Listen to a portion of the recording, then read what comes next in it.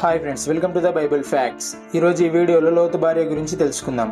చివరిలో లోతు భార్య యొక్క ఉప్పు స్తంభం వీడియో చూపిస్తాను, చూడండి. ఆమె ఆదికాండం 19వ అధ్యాయంలో ప్రస్తావించబడింది.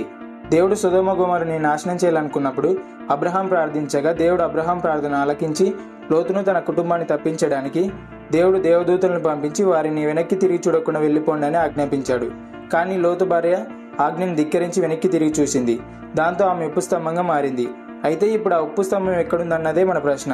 ఇప్పుడు ఆ ఉప్పు స్తంభం ఇజ్రాయెల్లోని సొదొమ పర్వతం వద్ద ఋతు సముద్రానికి సమీపంలో ఆ లోతు భార్య యొక్క ఉప్పు స్తంభం ఉంది.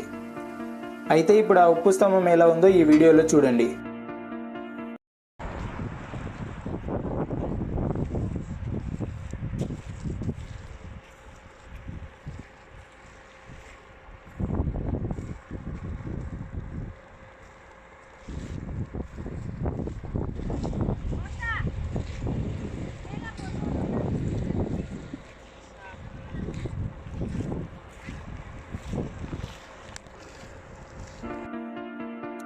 వీడియో చూశారు కదా.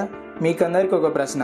మనం మొదటి నుండి కూడా లోతు భార్య అని ప్రస్తావిస్తున్నామే కానీ ఆమె పేరు ప్రస్తావించలేదు. ఆమె పేరేంటో మీరే కామెంట్ చేసి చెప్పండి. ఈ వీడియోకి లైక్ చేసి మన ఛానల్ సబ్స్క్రైబ్ చేసుకోండి. Thanks for watching.